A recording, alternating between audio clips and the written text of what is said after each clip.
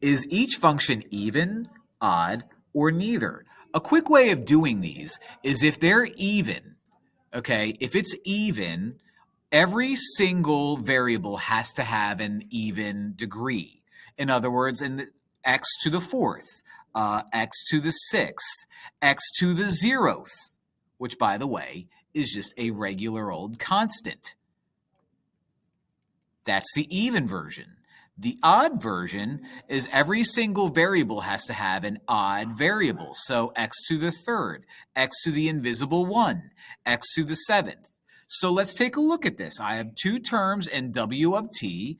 You have an odd exponent, and you have an odd invisible 1. Both of these terms have variables with odd exponents on it. You are an odd function.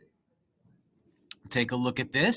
We have 1, 2, 3, 4 terms. You are x to the 10th, which is even, x to the 6th, which is even, x squared, which is even, and constant.